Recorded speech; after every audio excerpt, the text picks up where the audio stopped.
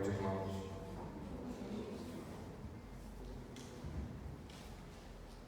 Fico feliz que nós estejamos cumprindo uns desígnios que nós temos em nossos corações, não é? Buscando a Deus, que certamente é a maior alegria e a certeza que temos, porque a palavra nos diz que aonde estiver 2 ou 3, lá estarei. Então é o mais importante. Eu vejo que nós estamos com um número de quase 600% além disso. Então eu estou muito feliz. Aos que não estiverem aqui, por algum motivo, acredito que Deus possa estar protegendo a cada um. Então isso que é o importante.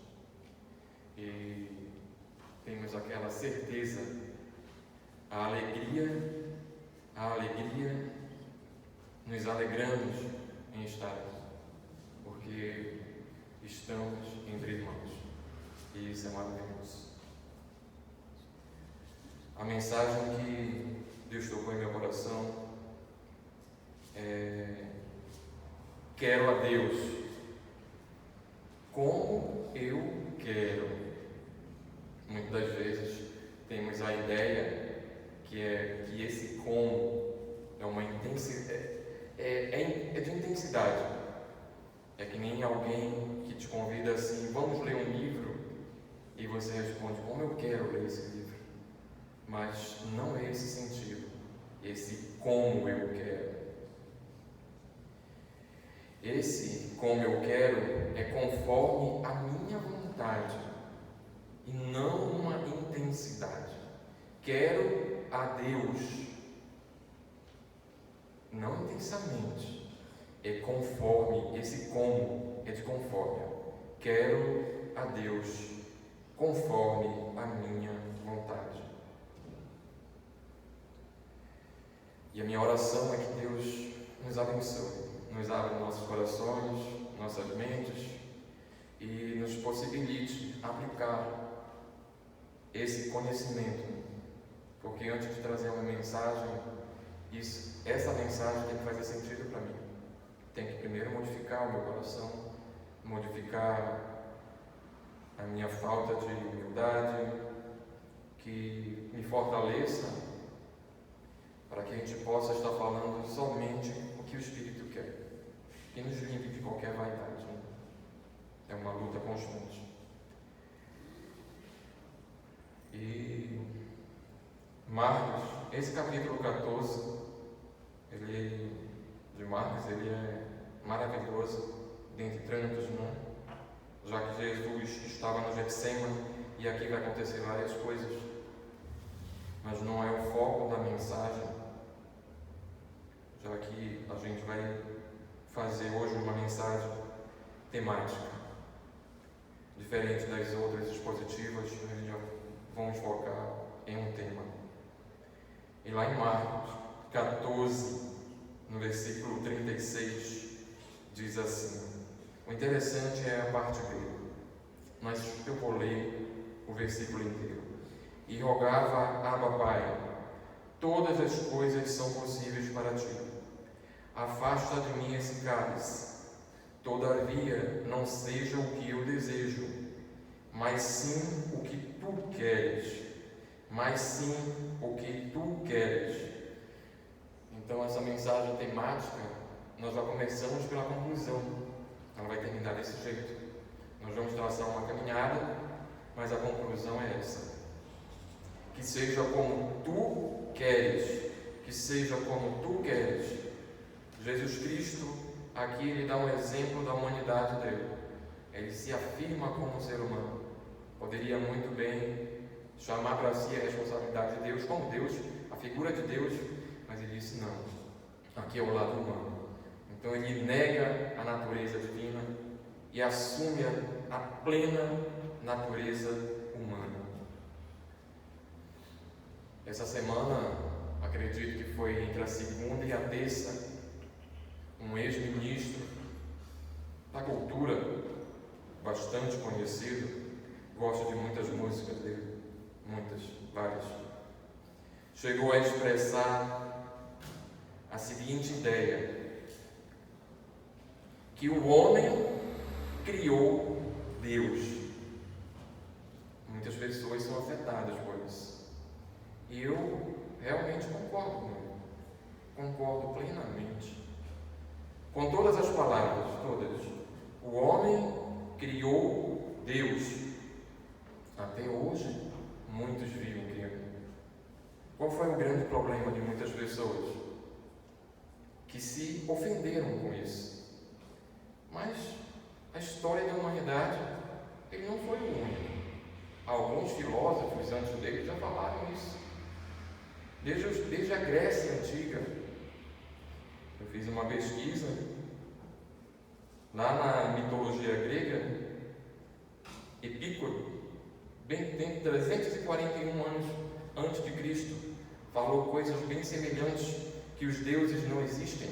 O homem precisa criar um para suprir o seu vazio existencial. Então o homem precisa criar Deus para trazer um conforto, para resolver os seus problemas. O homem vai e cria Deus. O outro filósofo foi além, que é o Nietzsche, é um filósofo alemão já contemporâneo. Ele só não disse que o homem criou Deus, como ele disse que Deus está morto. Vários deuses morrem. Vários deuses morrem.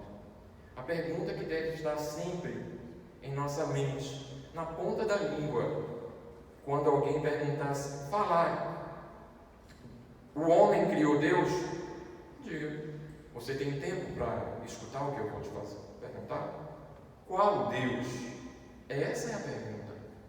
Você não deve ficar horrorizado com essa expressão, com essa fala, que o homem criou Deus. Cria sim. Nós vamos já em instantes chegar a essa conclusão, que o homem vem criando ao longo de sua história vários deuses. Criamos até hoje, como eu falei ainda agora para vocês.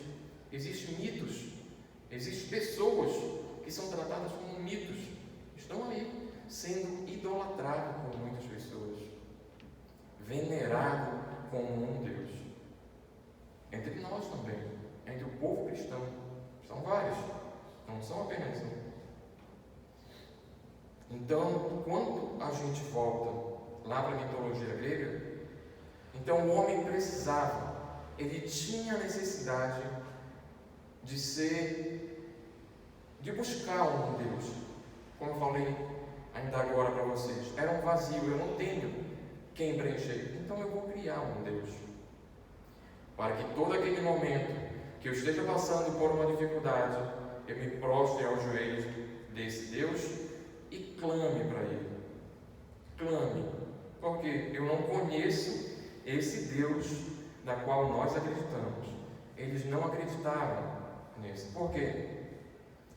Quando Moisés começa a escrever o Pentateuco, é em 750 anos antes de Cristo. Antes de Cristo. Quando as pessoas começam a querer realmente esse Deus, como eles desejavam ter esse Deus, então eles começaram a criar. Criaram um Deus supremo, chamado Zeus. Criaram um Deus, uma deusa da agricultura, que era Artemis. Criaram um Deus que tomava conta do submundo, que era Hades. Um Deus que era o Deus dos mares, Poseidon. Então cada um foi criando um Deus conforme eles queriam. Então quando tinha uma plantação, se aquela plantação desse errada, eles faziam oferendas a esses deuses, para que esse Deus viesse abençoá-los e protegê-los. Quando eles iam para a guerra, eles se ajoelhavam aos pés de Ares para que eles os protegessem, para que nenhum mal viesse a acontecer. Então isso é para que a gente possa refletir. Quando eu estou distante de um Deus, isso é para nós. Nós começamos a dizer: Deus, eu te quero assim. Eu começo a criar uma forma para Deus.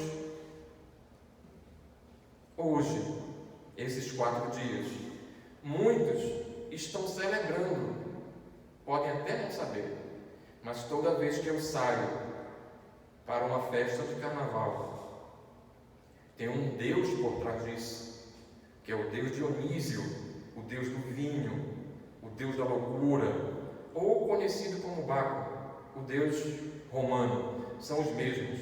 Então esse é o Deus pagão, que todas essas pessoas que estão pulando, dão um pulinho, dão 2 pulinhos, que nós pedimos hoje, vivemos pedindo a proteção de Deus para cada um.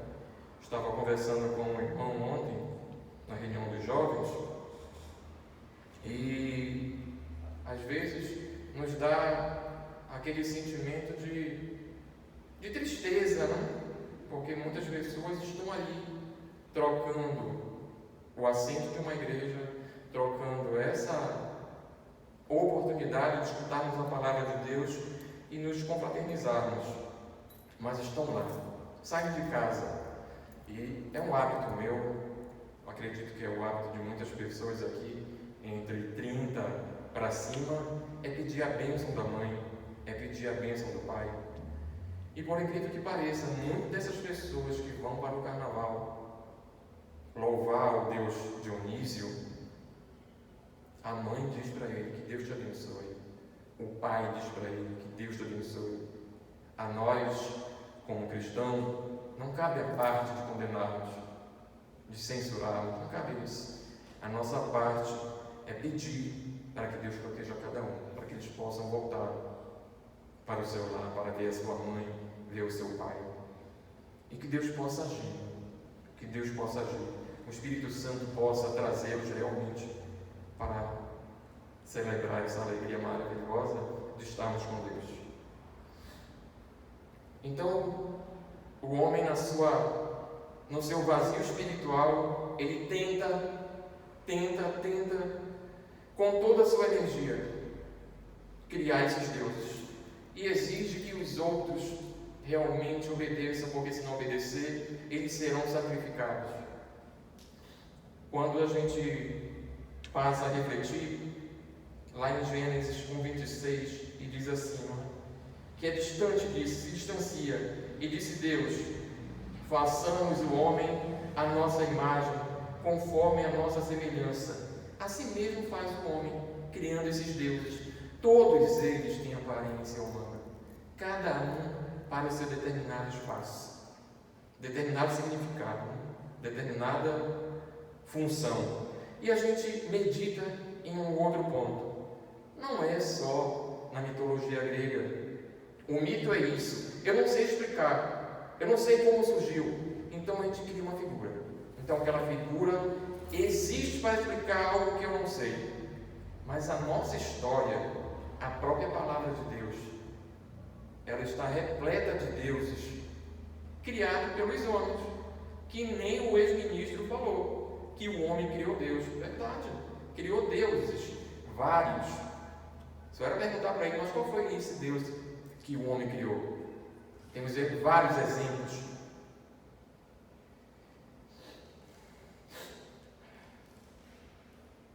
Quando nós chegamos na própria Bíblia, são vários, não citarei todos, citarei apenas alguns. Certamente, alguns de nós aqui já escutamos esses deuses aqui. Alguns deles bastante presentes, não só em período de carnaval. Temos o deus Amon, deus da cidade egípcia. A passagem está lá em Jeremias 46:25, não irei ler, não tem um propósito. Tem a deusa Astarte, deusa fenícia, é a deusa da fertilidade. Encontra-se lá em Juízes 2:13. Sempre que a safra saía da normalidade, se dedicavam pessoas, sacrificavam crianças para essas deusas. Sempre assim. Todos os deuses, quando são criados pelo homem, é a sua imagem e semelhança. Então, ele tenta dar algo em troca. E quem era sacrificado? Quem era sacrificado? As próprias pessoas. Tem o próprio Baal e um outro que eu quero falar com um pouco mais de profundidade, que é o bezerro de ouro. Mas temos o deus Dagon, tem um Deus que é muito cultuado hoje, criado pelo homem. Esse é o Deus que afeta muitas igrejas. Esse Deus que eu vou falar o nome para vocês, que o homem criou, ele diz assim, quero Deus, mas como eu quero. Então o homem criou um Deus conforme ele quer, que é o Deus Mamon. Esse Deus afeta um número de igrejas bastante expressivo. É o Deus do dinheiro. Esse é o Deus do dinheiro. E isso reforça aquela ideia da teoria da prosperidade. Está aí, esse é o Deus da teoria da prosperidade. Que você tem que ser rico a qualquer custo. Você tem que ser rico a qualquer custo. Se você não é rico, alguma coisa está de errado na sua vida. Algum pecado, alguma coisa oculta, mas está aqui. Não é o Deus da qual nós conhecemos. Quando você vê alguém falar da teoria da prosperidade, lembre-se, não é o Deus da qual nós seguimos. É esse Deus aqui. É o Deus do Mamon, o Deus da fortuna, o Deus da ganância. E ele só foi citado no Novo Testamento. Não tem nenhuma citação do Deus Mamon no Velho Testamento. Ele está exclusivamente no Novo Testamento. Você encontra lá em Mateus 6,24 e Lucas 6,13. Esse é exatamente esse Deus que se prolifera dentro das igrejas. Pessoas de boa fé, pensando que estão adorando a Deus e não estão. O Deus que essas pessoas colocaram foi exatamente esse, o Mamon. Então muitas igrejas o têm como seu Deus e dizem que é o Deus que nós seguimos, o Deus Yahvé, e não é. É exatamente o Deus Mamon. E tem o outro, é o Nisroch, Deus assírio da agricultura. São vários. E também o nosso próprio Deus. Só que o nosso Deus não é uma criação humana. O nosso Deus existe independente da Bíblia. A Bíblia mostra quem é Deus, dá uma identidade para Ele. Deus é amor. É isso que é nossa Bíblia. Mas Deus não precisa da Bíblia para existir. E esses deuses aqui, todos que eu citei para vocês, precisam do homem para existir. Sem o homem, ele não existe. Precisam do homem para apoiá-lo. Precisa do homem para proliferar essas ideias no coração de muitas pessoas. A própria Bíblia relata do bezerro de ouro, que a gente vai aprofundar um pouco mais. Moisés subiu ao monte para receber os mandamentos. Seu irmão estava embaixo, Arão. Alguns chegaram com ele. Nós queremos um Deus semelhante na mitologia grega, só que aqui em fatos reais. Subiu. Quando ele chega lá em Êxodo 32, o povo, ao ver que Moisés demorava a descer do monte, juntou-se ao redor de Arão. Ele disse: venha, faça-nos um Deus que nos conduza para esse caminho, para essa fertilidade. Moisés, o homem que tirou do Egito, não sabemos o que lhe aconteceu. No 2, respondeu-lhe Arão: tirem os brincos de ouro de suas mulheres, de suas crianças, de suas filhas e tragam para mim. Uma das coisas que fica bem claro para nós, quando você quer criar um Deus, você não poupa esforço, você dá tudo o que tem para que aquele Deus seja criado. Tudo que você tem, você dá, não importa. Eu fico imaginando que às vezes isso parece que afeta a nossa alma, afeta de alguma forma a nossa espiritualidade. Eu vejo aqui esses brincos de ouro, essa fortuna que as pessoas dão para louvar ao Dionísio, ao Deus pagão. eles economizam o ano inteiro. Eles fazem economia o ano inteiro. Tem gente que sai de uma cidade, vai para outra cidade, quilômetros e quilômetros distantes. Se empenham em cartão de crédito, se devem, compram passagem, mas eles se esforçam para adorar o Deus Dionísio. Eles vão lá, não medem esforços, fazem os seus sacrifícios para estar lá e vão. Vendem tudo que tem para participar de 4 ou 5 dias de louvor a esse Deus, conforme eles querem, não é? É o Deus do prazer, o Deus da loucura, o Deus da carne. Então eles se esforçam. E nós, que adoramos a um Deus verdadeiro, um Deus que existe, não queremos fazer sacrifício. Não queremos fazer sacrifício. Que Deus é esse como eu quero? Que Deus é esse? É um Deus que não me exige nada. É um Deus que não me pede nada. Pouco se importa se eu venho para cá. Não é isso que a palavra de Deus diz. Que a gente deve ir para cá, cultuar a Deus, louvar esse Deus.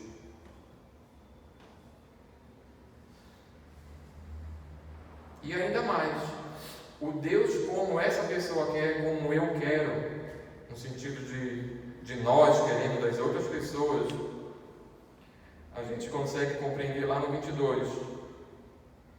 Respondeu Arão, mesmo capítulo 32, no versículo 22. Não te enfureças, meu Senhor. Tu bem sabes como esse povo é propenso para o mal. Eles me disseram: faça para nós deuses que nos conduzam, pois não sabemos o que aconteceu com esse Moisés. Moisés estava no monte. O homem que nos tirou do Egito. Então eu lhe disse: quem tiver enfeites de ouro, traga para mim. E o povo me trouxe. E eu joguei no fogo e surgiu esse bezerro. Então, mais um exemplo dentro da Bíblia que o homem cria deuses. Para quê? Para que atendesse as suas necessidades. Para que o conduzisse pelos caminhos que eles precisavam reforçar. Mas não queriam o Deus de Moisés. Queriam exatamente esse Deus. Para que fosse um Deus permissivo. Um Deus que não olhasse para os seus pecados. É isso. Esse Deus que está sendo louvado nesses 4 dias de carnaval, não está ligando para o que cada um está fazendo, para o bem ou o mal. Ele não liga para isso. Mas Deus se importa, porque é abominável isso. É abominável. Eu dou vazão à essência da minha carne. Todos os frutos da carne se afloram, são potencializados no carnaval. E isso é abominável para Deus. Já que você não pode, não tem como adorar 2 deuses. Ou você adora o Deus da qual nós cremos, ou você adora o Deus do mundo. E é isso que o mundo quer. É isso que essas pessoas que estão falando nesse sentido. É esse o Deus como eu quero. É esse que não se importe, que não ligue para o que eu estou fazendo.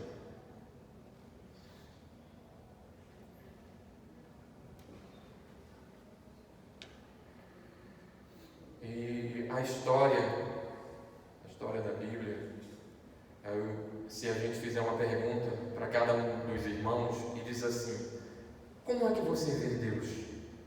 Como é que você vê Deus? Como é que essas pessoas visualizam Deus? Como é esse Deus que é realmente a pessoa quer? Imagino que seja igual a um gênio da lâmpada, né? É um gênio da lâmpada. Você chega lá, acaricia a lâmpada, esfrega, sai um gênio e vai conceder uns pedidos. E a Bíblia nos mostra completamente o oposto disso. Que a gente tem que pedir que seja feita a vontade de Deus. E o gênio da lâmpada não. Você pede e ele lhe dá. Independente se for bom ou ruim para você. E Deus ainda nos dá o Espírito Santo para que possa interceder por nós. Para que não seja esse pedido aleatório. Porque a gente pede muitas vezes para a nossa vaidade. Então o Deus que queremos, o Deus do ser carnal, é exatamente isso. É o Deus que me conceda o que eu quero para a minha satisfação exclusivamente. Esse é o Deus como eu quero. Esse é o Deus que o mundo quer. É um Deus que satisfaz a minha necessidade. Aí eu pergunto para você: qual é o Deus que tu queres? Qual é o Deus que você quer? Você vai criar um Deus? Nós criaremos um Deus para satisfazer as nossas necessidades? É esse o Deus que você quer? É um Deus submisso aos teus desejos? É um Deus submisso ao que você compreende o que é correto? E a gente volta lá para o início, né? Como eu falei para vocês, que não seja lá em Marcos 14, na parte B, né? Não seja o que eu desejo, mas sim o que tu queres. E o que Deus quer de você? O que é que Deus quer que você seja? O que Deus quer que você seja como um cristão? O que é que Deus pede de você? Nesse mesmo fundamento que Deus diz, para que a gente não queira um Deus como queremos, porque o Deus não depende de mim, Deus não depende de nenhum de nós. Deus simplesmente é o Deus eu sou, não depende de mim e nem de ninguém. Agora, o que Deus quer? O que Deus quer? O que Deus quer de você? Muitas das vezes, para a gente criar esse Deus, manifesta em nós o egoísmo. Então Deus deseja que você ajude os outros. Lá em Gálatas 6, de 9 a 10, diz assim: não nos cansemos de fazer o bem, porque ao seu tempo colheremos, se não desfaleceremos.